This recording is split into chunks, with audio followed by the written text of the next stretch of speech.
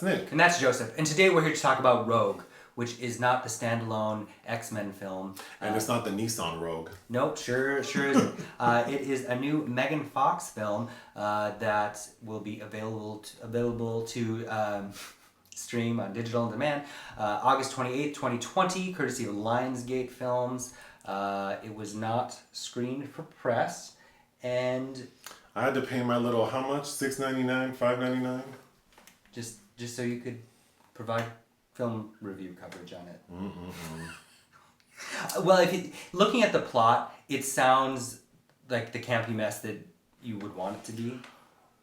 Well, I would hope so. I would either want it to be a campy mess, or because I really liked Crawl, the Alexander Aja film. Yeah, which I think is a quality film. Well, yeah, because it sounds like it would be a great creature feature. Right. So I was hoping it would either be a campy mess or like the lion version of Crawl. Mm-hmm. It's neither. Nope. So the story is about a group of mercenaries led by Megan Fox. Playing Samantha O'Hara, ex-military. What an eloquent name.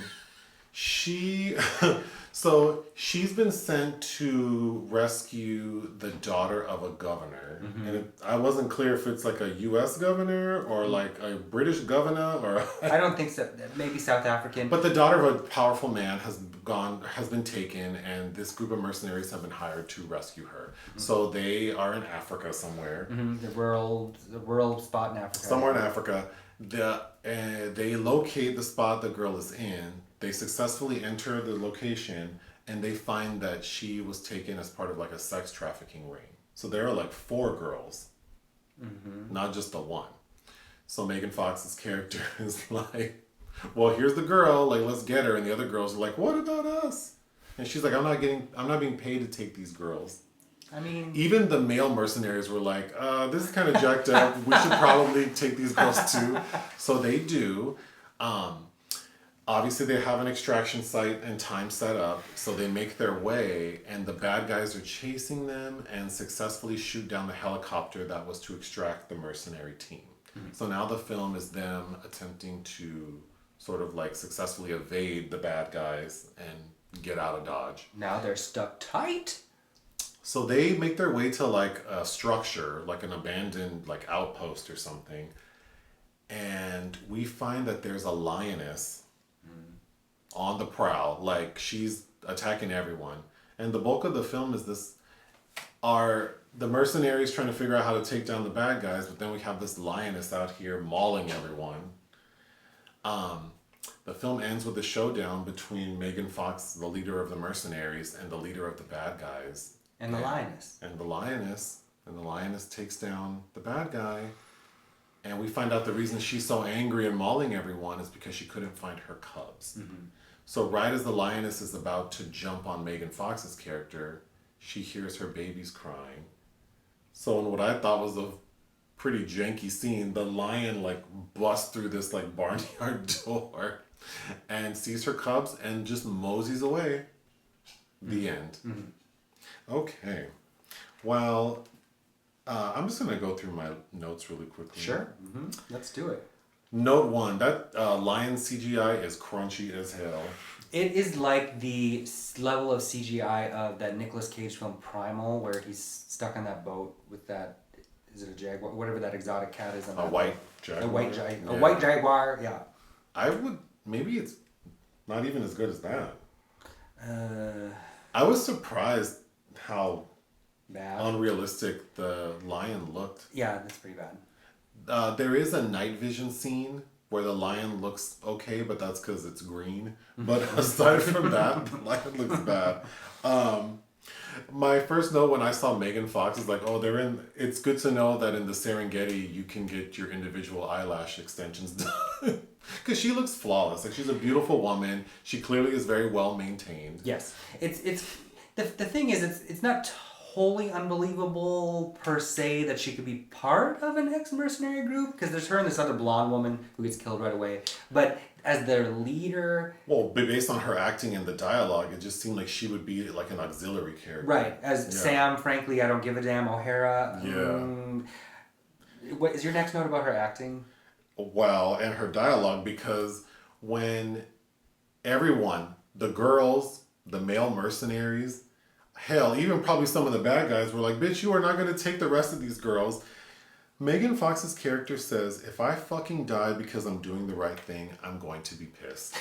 And all of her lines are delivered very flat. All of her lines are like when Lana Del Rey sings the song. If Lana Del Rey had an acting school. Or I wrote down, Megan Fox is a mercenary on Xanax. Like, yeah, she's very flat. Very like, flat. And as they take these, I think it's 3 women that they take with them. Is it 3 or 4? I think it's 3, because one gets eaten by the alligator. Yes. And then, oh, you're right. I think it is 3. And then Megan Fox is just like totally unfazed by that. We'll keep talking about that, but literally everything that happens that's bad, she is flat. Mm-hmm. Oh no. Oh no. Oh my god. Oh my god. I feel it in the air. So even more bad CGI, they literally get to the end of the road. Like they're on a cliff. The mercenaries are being chased by the bad guys after the helicopter shot down, and they decide they have to jump. Like, we just have to jump off the cliff or they're going to kill us. The effects of all of them jumping off the cliff. And those girls, they have to look so raggedy. Oh, and the girls screaming. Before they jump off the cliff, before or after where she gets eaten by the alligator? And she gets eaten before. One of the girls, oh my god. Let's talk about these girls. I think, actually, I'm not sure. I don't know. These girls are clearly, because they're all wearing like boarding school outfits, so I'm assuming they're all like privileged rich girls. Mm-hmm. They're all trash. They're all brat. They're just they're so annoying. They're so. Then they get rescued by someone who didn't even want to rescue them, and they're throwing tantrums. Oh like, yeah. I don't want, and blah blah blah. So the one bitch who gets eaten. It's because she stopped to throw a tantrum, saying she like, you don't know what we've been through. What do you call that body of water? Like a stream, a lagoon, whatever. She's in like a body of water, and she's like throwing a tantrum with her arms on her hips, like, I'm not. This is not.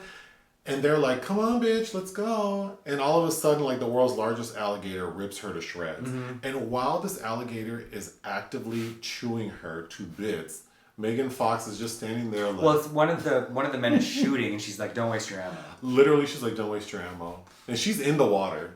Like, there might be another alligator. That alligator might turn on her, but she doesn't care.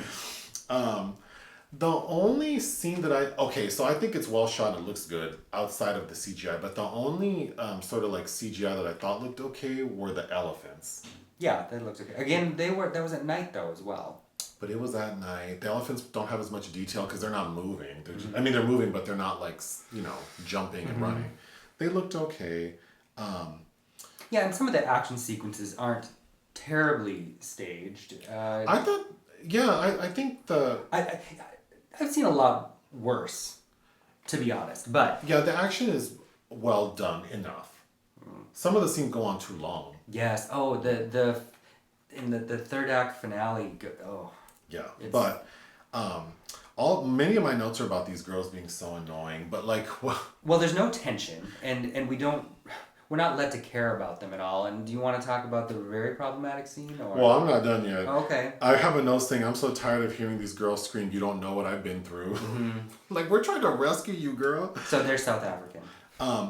There's a sort of recurring thing about the guys, the mercenaries, singing the Backstreet Boys song, Backstreet's Back, Alright. Well, is he supposed to be gay, I think? Well, that's my next note, because... Right.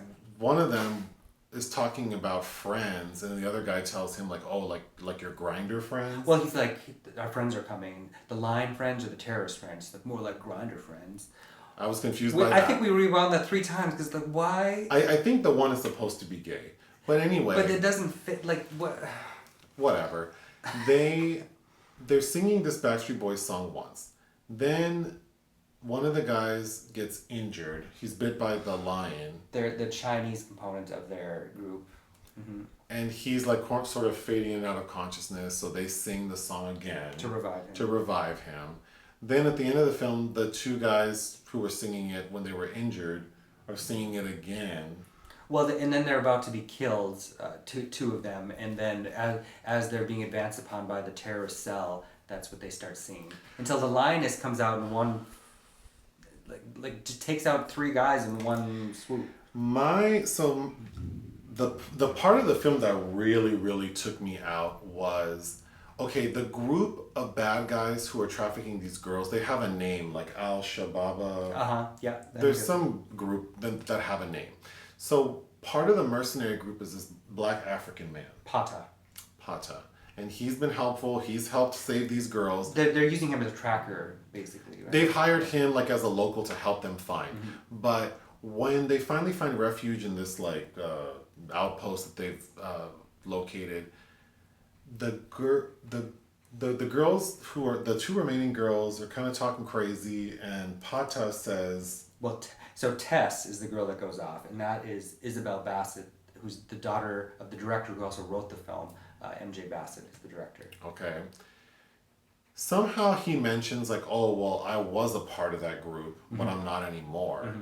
And this girl goes off on him. Like she points a gun at him. She's like railing into him about like, don't you know what they do to us and how could you do this? And then the other girl shows like her back, and we see that she's been like, she has scars on her back, yelling at this black African man who's like, well, I was trying to do the right thing and I didn't know they were doing these things, and that's and I had to protect my own family, and his own children were killed because of this group, and clearly, and as Megan Fox, the only thing she pipes up to say in this is like, well, the only reason we were able to find you was because of him. Instead, why aren't they bitching at Megan Fox, who didn't even want to take your ass in the first place? They're more angry with him than Megan Fox's character, who didn't want to bring your raggedy asses along anyway. It's just a terribly conceived moment where if they want to exchange some kind of vitriol to give these little girls something to do in this film, why didn't they direct it at Megan Fox's character? I also don't like.